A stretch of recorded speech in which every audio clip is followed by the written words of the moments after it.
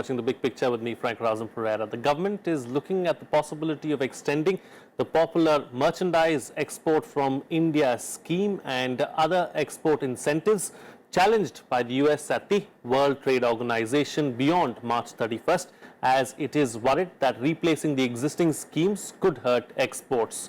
The Foreign Trade Policy 2020-2025 to be announced in the new fiscal may continue many of the old schemes with some adjustment in rates, according to a Business Line report. With exports showing a decline so far this year, there is a growing feeling amongst policy makers that the boat should not be rocked further. India's exports declined almost 2% to $239.29 billion in April-December 2019, with most labor-intensive sectors contracting. Once growing at over 20%, powering India's economic growth, India's exports have been stuck at around $300 billion for the last 1 decade. Indian industry has often played safe, content with the domestic demand, and unwilling to upgrade technology or standards to match global levels. On this edition of The Big Picture, we will take a closer look at the exports sector and analyze what to expect from the budget.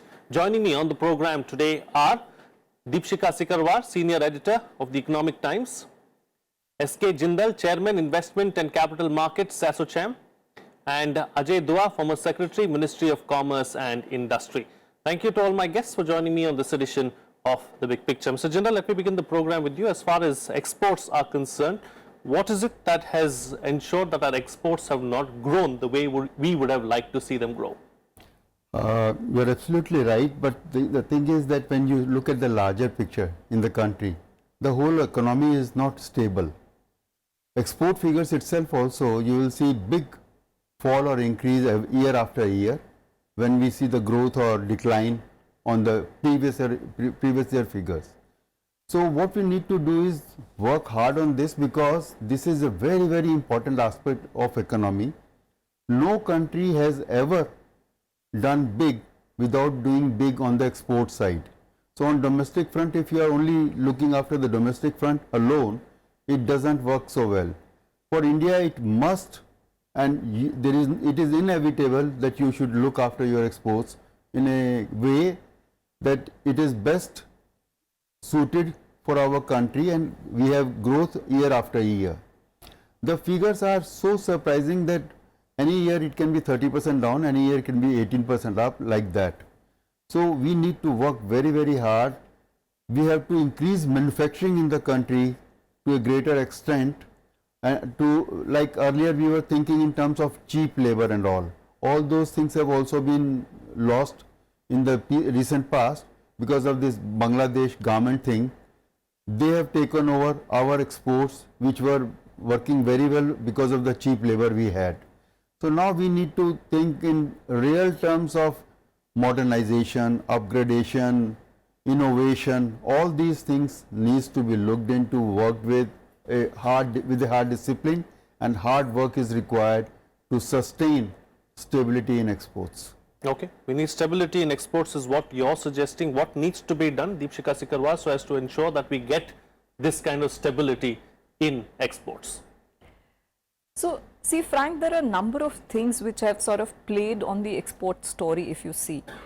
Till 2008, the Indian export sector was getting a lot of help from the global economy, which was booming. After 2008, the global economy has been wobbly. So, obviously, it impacted the domestic exports. But even when the global economy showed some signs of improvement, Indian export sector did not gain that much. Now, there are multiple issues that plague the sector. A, our transaction costs are very high. There are logistic issues. Then our currency itself makes our exports incompetitive. You know, we have a very strong currency. And other countries have incentivized their export sector tremendously with tax incentives, with power incentives. As also, if you look at some countries also, you know, have this currency, they depreciate their currency, which has helped their exports. And also, we've not been able to achieve the scales in manufacturing sector. the large scales which are required, which would bring down our cost of production and so on. So we need a holistic policy now for export sector, as in a stable, like Mr. Jindal said, we need stability. Agriculture, we could have sort of encouraged export. We keep changing the policy. One day we will allow an export to happen, other day we'll put a ban on the export sector. So we need to start looking at the cost of carrying out exports for the export sector, how we can bring down the cost, how we can make it easy for them to carry out exports. Also, there needs to be a bit of aggressiveness, more aggressiveness on part of industry, as also help from the government side, the support from the government side, that we identify markets and we actually encourage industry to go out and tap those markets like other countries do. And we should incentivize them to do it. In terms of taxation also, we have limited fiscal space to give benefits, but we need to look at other forms of incentives for the sector. Okay, all right. A couple of points that I'd like to take forward with you, Mr. Dua. One, of course, talking about how we've not been competitive enough as far as our manufacturing is concerned, and hence it has impacted our exports. Have we lost an opportunity to a country like a Bangladesh and say for a Vietnam, because we were the leader as far as textiles were concerned, but now we are languishing and we are, they have gone ahead of us. So has an opportunity been lost as well? Let me take up the second point, which you talked about specifically about garments and clothing items. Certainly, we were the leaders in this, but ever since Bangladesh in particular, and subsequently Vietnam for some time, they were treated as least developed countries. These LDC status of theirs gave them advantages of market access with almost zero tariffs in certain parts of the world, particularly in Europe and in the American continent. That kept up their exports of garments as well as leather goods. Having said that, now let's look at what has come in the way of India. I would say one, ours being no longer eligible for LDC benefits. Second, and I would consider that as a major disadvantage, the flexibility in employment of labor, which is available in Bangladesh as well as in Vietnam. We do not have it. And this is at a time when the real wages, if you compare in terms of purchasing power, purchasing parity, is much lower in Bangladesh and Vietnam than here. Even then, the regulatory system or the framework allows them to hire and fire. There was very recently, a few months ago, threats of strikes in Bangladesh in this garment sector with respect to the low wages which were being paid. And guess where did the government go? Government sided with the employers. Help them out vis-a-vis their continuing the policy rather than going with the trade unions or their workers. Vietnam, I think Vietnam is actually a real challenge for us because it's combining not only diligence of a very high order plus the wage advantage, but also ability to design and ability to kind of market itself very aggressively compared to even Bangladesh. Going forward, I see Vietnam as a competitor for us, not merely in textiles, garments, but also in a whole lot of manufacturing products. Right. Now you raised earlier the question about where are we heading in exports, what about our competitiveness? Absolutely. We used to be competitive in labor intensive items for reasons just mentioned. We are losing out there, of which I will flag labor flexibility of hiring and firing as one very leading cause. Second is our inability to achieve the scales. The volumes of production actually help you to cut costs. We have not, I don't think anywhere, we've been achieving that. The moment a person crosses a particular threshold limit, he sets up another unit in order to remain a small or a medium enterprise or a micro enterprise, rather than expand and get the advantages of scale. The rest of the issues which have been impacting our exports, Deepshika has very elaborately mentioned them, be it our currency, be it the incentives of transaction and logistics. Right. If our average cost is 14% in logistics and our competitors is 5 or 6, you see the disadvantage, clear cut there.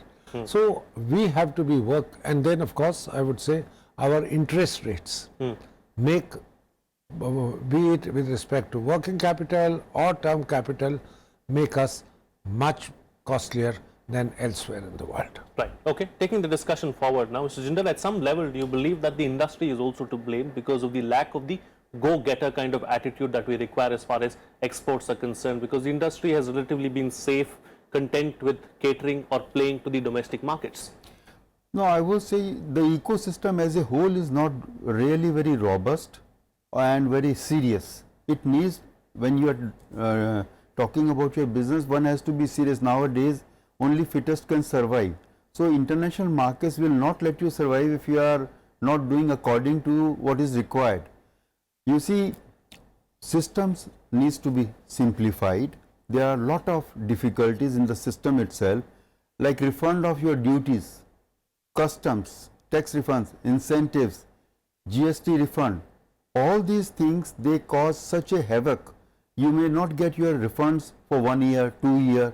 And how can you handle your cash flows when such large amount of refunds are stuck with the government with no payment of interest?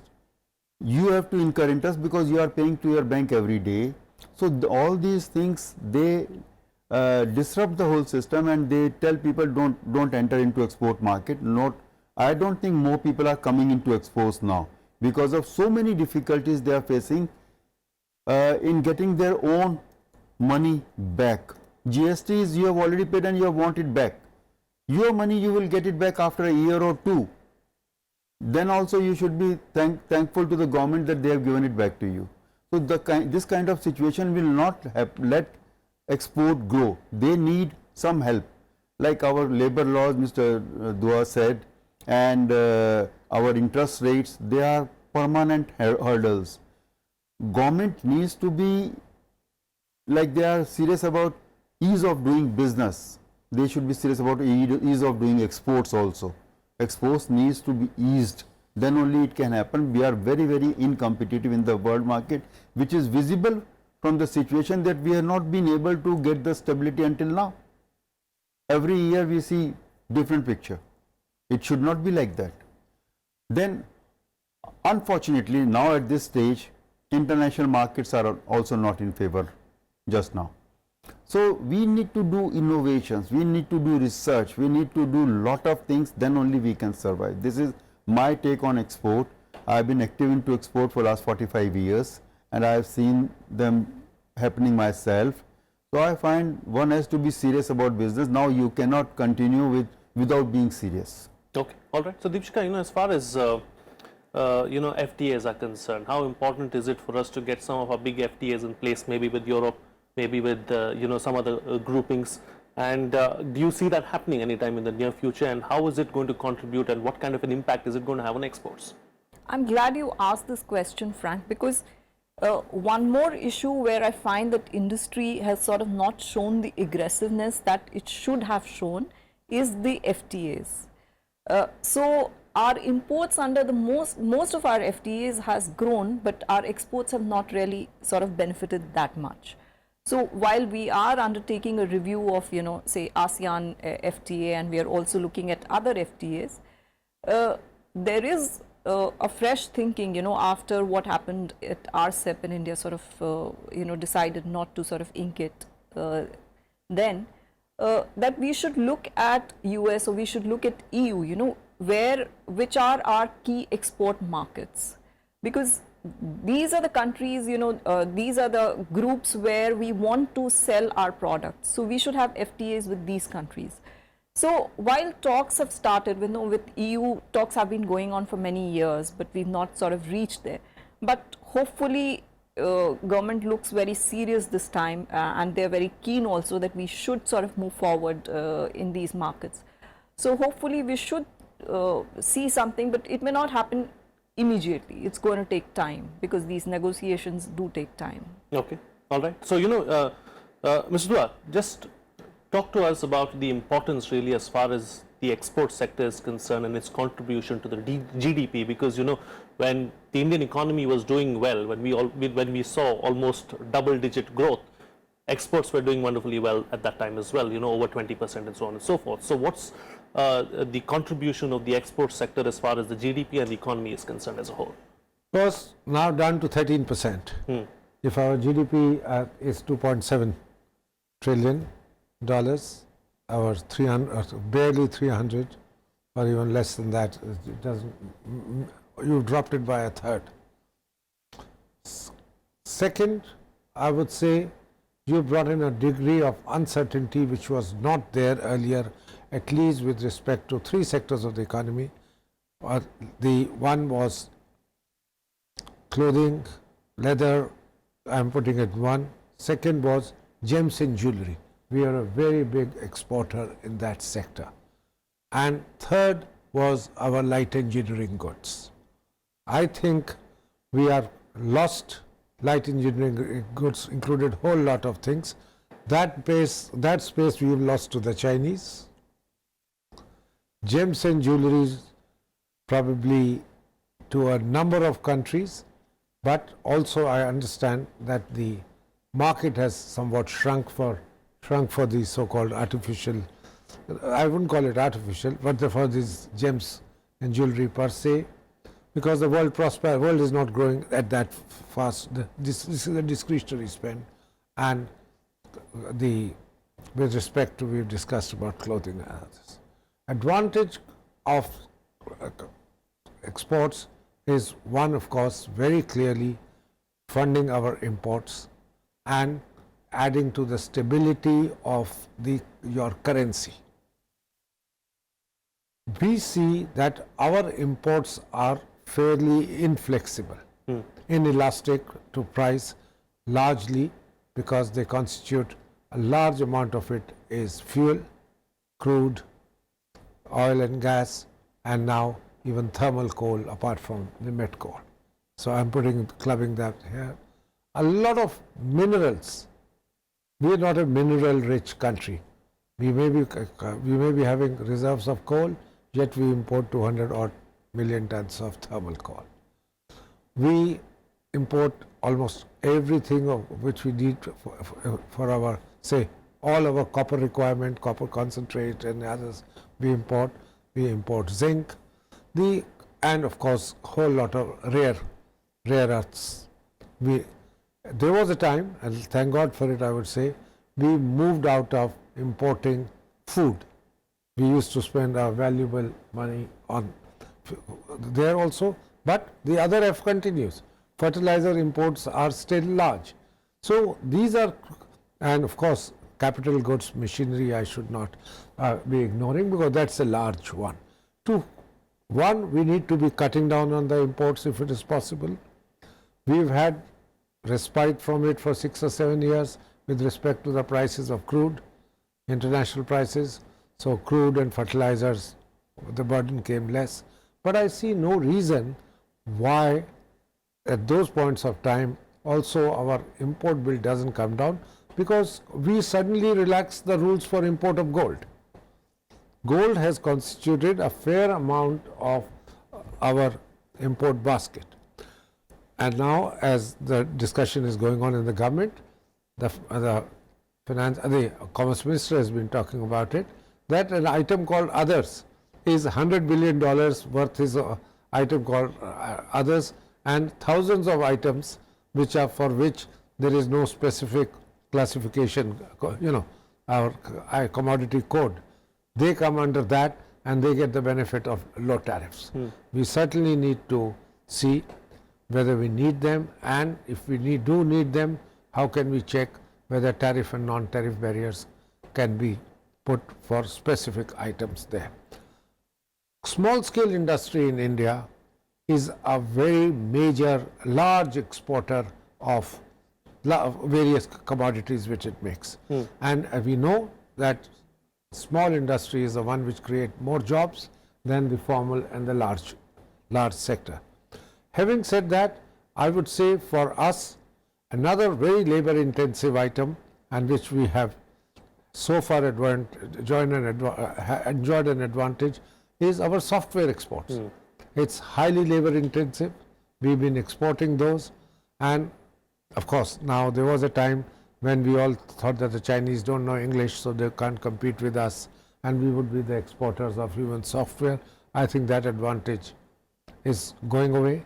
So I would think the point which you earlier asked my co-panelists, FTAs are needed. Let's not, we may not have joined one because we were not ready, and there is a clear fear, apprehension of what China might do to us, because China has greater cost competitiveness, greater aggressiveness in terms of exports, etc. We should be looking at it as a temporary phenomena before we actually join even RCEP. Right. During this period, building up our competitiveness. But the new problem is that with the United States, once an ally of yours in trade, it might be still a strategic ally, etc., they are the ones who are dragging you to WTO and elsewhere by saying that your export subsidy regime is in violation of the international norms. Sure. Okay. All right. Closing comments now from all my guests with the expectations from the budget. The budget is almost upon us. What do you expect from the budget as far as the export sector is concerned, Mr. Jindal? I would expect that they should be looking at how to provide stable policy for exports. If our own economy in the country is not doing very well, to expect export will do very well is really not realistic. They should be thinking in realistic terms. Refund of taxes, all those things are very, very important. They should not consider that exporter will export and forget about the taxes. Taxes, the quantum is 20%, 18%, 25%. He cannot survive with those kind of cash flows that he is paying taxes on his interest on his own money, and he can survive. He cannot survive. So he'll rather stop the export and look for domestic angle. And simplification is also very important, because if they simplify, the cost gets reduced. If they don't simplify, cost enhance. They should be looking at it. Simplification is very, very important. They should let loose things happen. That will create, for example, MSME, if you give them some flexibility, they will be able to create lot of jobs, which is our need. So all those things are, if we promote export, they have solution for many other problems for us. So we should be doing that rather than giving cash incentives or losing money on that account. We should simplify the things for exporters so that they are able to do it at lesser cost for themselves, and to make them competitive in the world. Now the formalities, the procedures are so complicated, not everybody can afford it. Right. Deepshika, expectations? So I do hope, there have been talks about, coming out with some sort of a scheme which will allow, cheaper credit to exporters, not just rupee credit, but also dollar credit, because exporters are going out, so they need cheaper funds to go out. Also, some sort of stability where special economic zones are concerned. Now, there is a lot of uncertainty whether, the scheme is going to continue, what kind of benefits will be there or not. So, provide some sort of certainty to the special economic zone scheme. Also, the tax neutralization scheme. I mean, we are yet to see the exact contours of what scheme is going to come out instead of MEIS. While, for textiles and apparel, MEIS has been extended. Now, there is talk that it will benefit will continue for the telecom sector as well.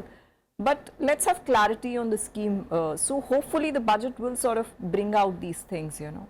Right. And Mr. Dua, close the show for us with your concluding remarks.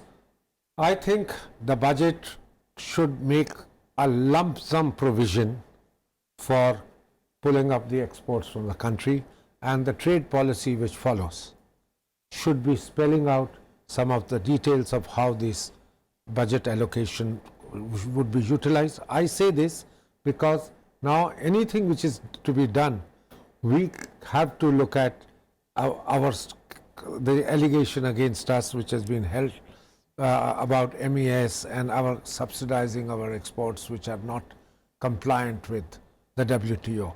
Not yet effective because the dispute panel is no longer there. So if the dispute panel is not in position, the order doesn't become final. So we've received some respite from the WTO. The emphasis going forward could be creating special infrastructure which is, I think, WTO compliant Right. for exports, be it fast-tracked berths at the airport, be it the, as was mentioned there, special logistics facilities, railway wagons, all priority, etc., which we are saying we run it for everybody. It's not just for exports. If you are going to Mumbai or if you're going to a particular port, we have a special kind of an infrastructure. Those things probably may not cost so much as they may reduce the cost and offset if at all there is any reduction to be done with respect to the MEIS and other subsidies which are being questioned. Right. Okay. All right then. On that note, we'll call it a wrap on this edition of The Big Picture. Those were the expectations from the experts as far as the budget is concerned on the export sector. Thank you, gentlemen and lady, for joining me on the program and putting things into perspective for us. That's it from me. See you again next time.